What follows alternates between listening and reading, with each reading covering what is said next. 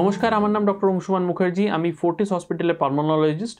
আর আমি এই মুহূর্তে আপনাদের সাথে কথা বলবো রিগার্ডিং সিওপিডি অর্থাৎ ক্রনিক অবস্ট্রাকটিভ পালমোনারি ডিজিজ। এই রোগটা সম্পর্কে আপনারা অনেকে শুনেছেন, অনেক কথা পড়েছেন। খুব অল্প কথায় বলি রোগটা আসলে কি। আমাদের শ্বাসনালী, তাতে যদি অ্যালার্জিক ম্যানিফেস্টেশনস হয় সেটা কুঁকড়ে যায়, সংকুচিত হয়ে যায়। এমন কোনো সিচুয়েশান যেখানে দিনের পর দিন শ্বাসনালীতে একটা ইনসাল্ট চলছে, সেক্ষেত্রে শ্বাসনালী নিজেকে পার্মানেন্টলি কনস্ট্রিক্ট করে ফেলে। আর এই পার্মানেন্ট কনস্ট্রিকশনের দশাটাকেই বলা হয় সিওপিডি অর্থাৎ ক্রনিক্যালি অবস্ট্রাক্টেড একটা পালমোনারি ডিজিজ, যেখানে কিনা শ্বাসনালী আপনার পার্মানেন্টলি বন্ধ হয়ে গেছে। এই পার্মানেন্টলি ছোট হয়ে যাওয়া শ্বাসনালীকে গ্রেডেশন করা যায়। আমরা সিওপিডির যখন চিকিৎসা করি একজন পেশেন্টের, তখন আমরা স্পাইরোমেট্রি বলে একটা টেস্ট করাই এবং সেই টেস্টের মাধ্যমে সিওপিডিকে গ্রেডেশন করা যায়। ABCD এরকম গ্রেডেশন করা যায়, বা স্টেজ 1, 2, 3, 4 এরকম গ্রেডেশন করা যায়। প্রশ্ন হচ্ছে পেশেন্ট কী সিমটম নিয়ে আসে। কাশি, সেটা প্রোডাক্টিভ কাফ হয় নর্মালি, প্রোডাক্টিভ অর্থাৎ কফ ওঠে। কফ নর্মালি সাদা কফ ওঠার চান্স বেশি। ইনফেকশন হলে সেটা হলুদ, কখনো কখনো রক্ত পর্যন্ত আসতে পারে। বুকে একটা সাঁই করার টেন্ডেন্সি থাকে। শ্বাসকষ্ট হয়। প্রথম দিকে যখন সিওপিডি ডেভেলপ করে তখন হয়তো শুধু সিঁড়ি উঠতে শ্বাসকষ্ট হলো, পরের দিকে সেটা দেখা গেল লেভেলে হাঁটার সময়ও শ্বাসকষ্ট। আরও অ্যাডভান্স স্টেজ অফ সিওপিডিতে গিয়ে স্নান করতে, বাথরুম যেতে বা ইভেন বসে বসেও পেশেন্টের হাঁপানি শুরু হয়ে যায়। তাহলে এর প্রতিকার কি? সিওপিডির মেন প্রতিকার হচ্ছে ব্রঙ্কো ডায়ালেশন অর্থাৎ শ্বাসনালীকে ডায়ালেট করে দেওয়া। কিভাবে ডায়ালেশন করা যায়? ইনহেলার পদ্ধতির মাধ্যমে শ্বাসনালীকে ডায়ালেট করা যায়। এখন কিছু লোকের একটা মিথ তৈরি হয়ে গেছে, আমজনতার মধ্যে একটা মিথ আছে যে ইনহেলার নিলে বোধহয় সারা জীবন চলতে হয়, ইনহেলার নিলে ইনহেলারের স্টেরয়েড আছে, এরকম অনেক ধরনের মিথ রয়েছে।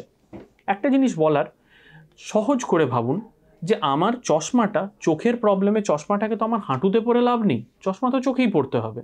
সেম, যদি আমি ইনহেলারের মাধ্যমে ওষুধটাকে লাংসে পৌঁছতে পারি, তাহলে তার থেকে উপকার আর কিছুতে হয় না। অনেক ইনহেলারই স্টেরয়েড থাকে, সেটা মিথ্যা কথা নয়, কিন্তু তার সাইড এফেক্ট অলমোস্ট নেই বললেই চলে, কারণ সেই স্টেরয়েড গিয়ে রক্তে মেশে না। আর একটা ইম্পর্টেন্ট ব্যাপার, জাস্ট ভালো করে ইনহেলার নেওয়ার পরে মুখ কুলকুচি করে নিলে স্টেরয়েডের যে ন্যূনতম সাইড এফেক্টটুকু হওয়ার পসিবিলিটি থাকে সেটাও কিন্তু নির্মূল করা যায়। ইনহেলেশন থেরাপির মাধ্যমে শ্বাসনালীকে ডায়ালেট করে রাখলে লাংসের ইমিউনিটি পাওয়ার যতটুকু আছে বা লাংসের ক্ষমতা যতটুকু বেঁচে আছে সিওপিডি স্টেজ অনুযায়ী, সেটাকে প্রিজার্ভ করে রাখা সম্ভব। তার সাথে আরও আনুষঙ্গিক কিছু মেডিসিন আছে। আরেকটা জিনিস যেটা না বললেই নয়, সিওপিডি আমরা প্রিভেন্ট করব কি করে? Prevention of COPD very very important. একটা রোগ হওয়ার থেকে প্রিভেন্ট করা ভালো। তার প্রথম এবং প্রধান স্টেপ হচ্ছে স্মোকিং বন্ধ করা। যারা স্মোক করছেন তারা স্মোকিং বন্ধ করুন ইমিডিয়েটলি। যত লাইফে যত আর্লি স্টেজে স্মোকিং বন্ধ করতে পারবেন তত সুবিধা, কারণ সেক্ষেত্রে লাংসটা বেটার পজিশনে ফিরে আসতে বেশি টাইম পাবে।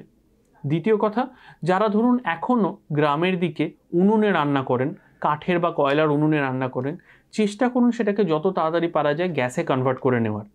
LPG গ্যাসের থেকে যে ধোঁয়া বেরোয় আর উনুনের থেকে যে ধোঁয়া বেরোয়, সেই উনুনের ধোঁয়ার ক্ষতিকারক মাত্রা ভয়ঙ্কর বেশি। 3 নম্বর ইম্পর্টেন্ট জিনিস হচ্ছে অটোমোবাইল এমিশন কমানো। তো অটোমোবাইল এমিশনটা তো আর আমরা নিজেরা কমিয়ে ফেলতে পারবো না, সেটা ডেফিনেটলি গভর্নমেন্টকে ইনিশিয়েটিভ নিতে হবে। কিন্তু এটা মনে রাখতে হবে যে যারা স্মোক করেন না, কলকাতার মতো একটা শহরকে যদি ধরি বা দিল্লির মতো একটা শহরকে যদি ধরি, তারা কিন্তু দিনে স্মোক না করেও because of the pollution almost 7 থেকে 8টা সিগারেটের সমান ধোঁয়া ইনহেল করছেন সারা দিন ধরে।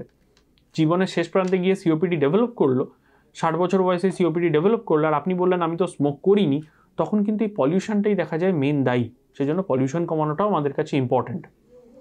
আরেকটা মেজর ইম্পর্ট্যান্ট জিনিস হচ্ছে যে দয়া করে নিজেদেরকে ভ্যাকসিনেট করুন। এখন কোভিড ভ্যাকসিন এসে গেছে, ডেফিনেটলি কোভিড ভ্যাকসিন নেবেন।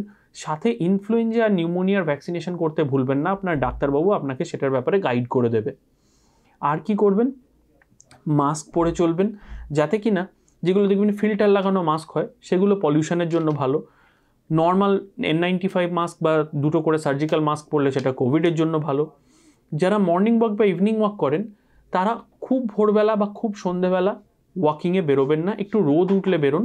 তার মেজর কারণ হচ্ছে খুব ভোরবেলা বা খুব সন্ধেবেলা আমাদের যে বাতাসে পলিউশনের পরিমাণ থাকে, সেই পলিউশনের পরিমাণ অনেক বেশি হয় এবং বাতাস ভারী হওয়ার জন্য অনেক বেশি নিচের দিকে নেমে আসে। তো সেটা আটকানো দরকার। আর ঠান্ডা জিনিসপত্র খাবেন না, ফ্রিজের জিনিস খাবেন না, ফ্রিজের জিনিস অ্যাভয়েড করুন। স্নান করবেন যখন, বিশেষ করে সেপ্টেম্বর থেকে মার্চ মাস এই সিজনটাতে স্নান করবেন অবশ্যই গরম জলে, অন্য সময়তে নর্মাল টেম্পারেচারের জলে স্নান করাই ভালো। এই কিছু কথা যদি মনে রাখেন তাহলে যাদের সিওপিডি আছে তারা অনেক বেটার লাইফস্টাইল, অনেক বেটার কোয়ালিটি অফ লাইফ পাবেন, সেটুকু আমি আশা করতে পারি। নমস্কার।